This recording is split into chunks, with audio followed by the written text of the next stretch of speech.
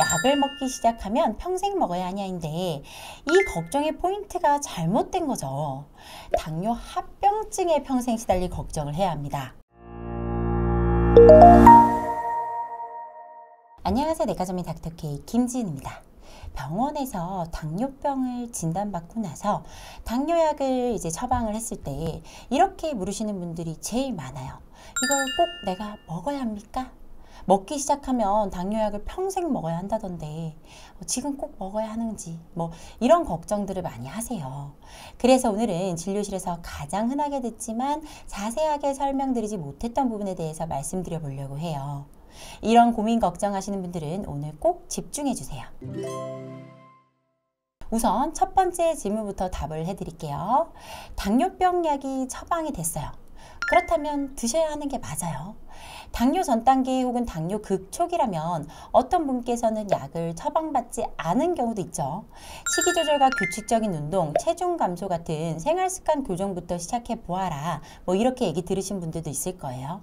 또 어떤 분들께서는 생활습관 교정도 당연히 하는데 동시에 약도 처방받는 경우도 있죠. 그리고 어떤 심한 분들은 처음부터 인슐린을 처방받기도 합니다. 내가 병원에서 갑자기 예상치 못했던 결과로 당뇨약을 처방을 받았어요. 그랬을 때 단순 수치상으로 이 사람은 수치가 이렇고 나도 비슷한데 다른 사람들보다 이 사람은 약을 받은 거죠. 그런데 나는 인슐린을 처방받은 거예요. 나는 왜 인슐린을 받았어요 하면서 안 맞는 분들도 계시죠.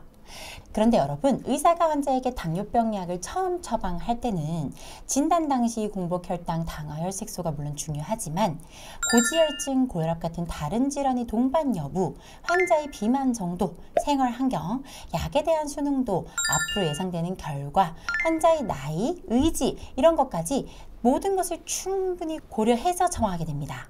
그래서 어떤 분은 생활습관 교정만 해볼지 아니면 어떤 분은 약을 써야 할지 아니면 인슐린까지 맞아야 할지 결정하게 되는 거예요. 예를 들어서 30대 환자 당화혈색소가 6.6, 공복혈당이 110이에요.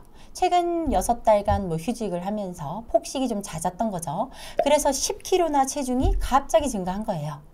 그 이후 최근에 혈액 검사를 했더니 당뇨병을 진단을 받은 거죠.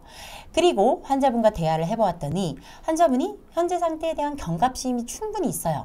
그리고 식이 조절이나 운동을 할 수 있는 상황, 시간도 있고 의지 또한 넘치시는 거죠.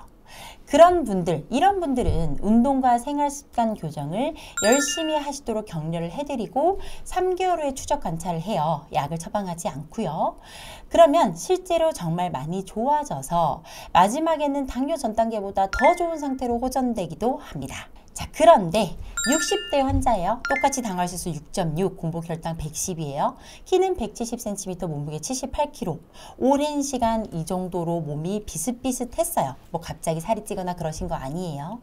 회사를 꾸준히 다니고 있지만 점심 식사를 회사에서 먹어야 하고 퇴근이 불규칙하다. 그래서 운동할 시간을 내기가 너무 힘들다. 이런 경우라면 생활습관 교정만으로 되는 것이 아니라 약도 처방을 받아야 합니다. 이런 경우는 임상 경험상 투약을 바로 시작하지 않으면 당뇨병이 점점 악화되는 경우가 많고 약 없이 호전되는 경우는 거의 없었어요. 물론 이런 실제 처방은 의사들마다 약간씩 의견이 다를 수 있습니다. 하지만 큰 맥락에서 보았을 때 주치의들이 절대 환자분에게 단순한 몇 가지 수치만 보고 판단한 것이 아니라 여러 가지 상황을 고려한 뒤에 처방을 하기 때문에 여러분께서 약을 처방받으신다면 반드시 드셔야 한다는 거예요. 또 환자분들이 걱정하는 부분은 약을 먹기 시작하면 평생 먹어야 하냐인데 이 걱정의 포인트가 잘못된 거죠. 당뇨약을 평생 먹는 것을 내가 걱정하는 것이 아니라 이 평생이란 기간이 중요한 게 아니에요. 약을 안 먹어서 지속된 고혈당 때문에 생기는 당뇨 합병증에 평생 시달릴 걱정을 해야 합니다. 당뇨병의 가장 무서운 점은 지금 당장은 눈에 보이지 않는 만성 합병증의 발생이에요. 당뇨합병증은 우리 몸 전체에 나타난다고 해도 과언이 아닌데요. 시력 이상, 실명, 콩팥 기능 이상, 투석, 말초신경병증, 당뇨발, 하지절단, 심근경색, 뇌경색 같은 이런 무서운 합병증들이 혈당이 조절이 잘 되면 평생 안 생길 수도 있어요.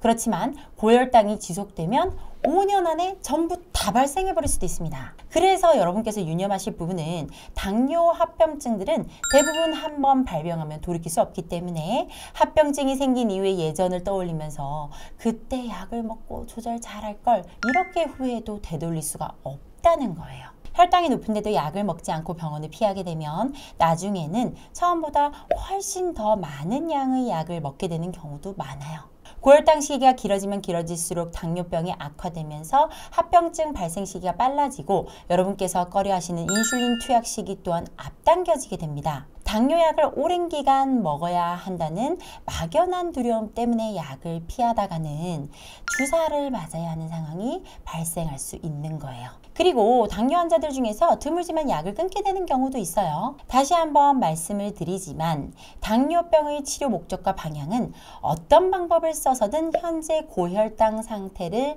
없애주는 거예요.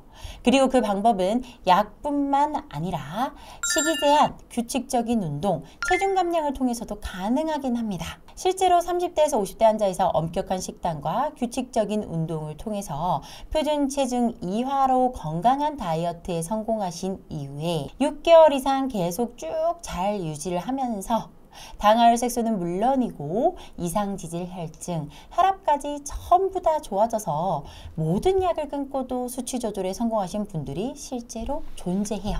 여러분의 당뇨병이 정말 심해지기 전에 잘 조절하면서 평생 가져왔던 습관과 행동을 180도 바꾸시면 정말 가능할 수도 있다는 거죠. 그런데 오늘 제가 이렇게 약을 끊어볼 수도 있는 사람도 있습니다. 이런 얘기를 들었다고 내가 나도 그럼 한번 끊어봐야지 하고 생활이 바뀌지 않았는데 당뇨 약부터 끊으시면 절대 안 됩니다. 내 생활부터 먼저 다 바뀌고 그 이후에 수치가 점점 좋아지면 주치의와 상의를 하면서 약을 점점 줄여가거나 끊어볼 수 있다는 얘기예요. 그렇기 때문에 정말로 당뇨약을 끊어보고 싶으신 분들이라면 의사의 충분한 상담과 함께 꾸준한 노력과 의지로 식사, 생활습관, 운동을 정말 열심히 해서 내 몸의 상태를 약이 필요 없는 상태로 만드시면 되겠죠. 그런데 내 몸 상태는 변화시키지도 않고 당뇨약은 평생 먹어야 하니까 안 먹겠다 하고 무작정 피하시면 고혈당 상태를 방치하고 계시는 것이고 이로 인해 나의 혈관은 약을 먹지 않는 시간 동안 실시간 계속 망가지고 있고 심혈관 질환, 뇌혈관 질환에 조금씩 더 가까이 가고 있다는 것을 잊으시면 안 됩니다.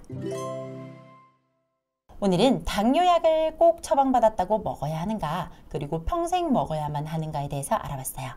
당뇨병은 한번 약을 처방받으면 끊을 수 없다는 막연한 두려움 때문에 시작하기를 두려워하시는 분들이 많아요. 그렇지만 오늘 영상을 보시고 당뇨약을 처방받는 것의 의미, 그리고 당뇨약을 평생 드셔야 하는가, 이 부분에 대해서 한번 생각을 해보시고 여러분께서 당뇨약을 처방받으셨으면 약은 꼭 드시면서 나의 생활습관 교정으로 약을 점점 줄이고 끊어볼 수 있도록 노력하는 게 중요할 거예요. 오늘 이렇게 당뇨약을 평생 먹어야 하는가, 그리고 꼭 먹어야 하는 것에 대해서 살펴봤습니다.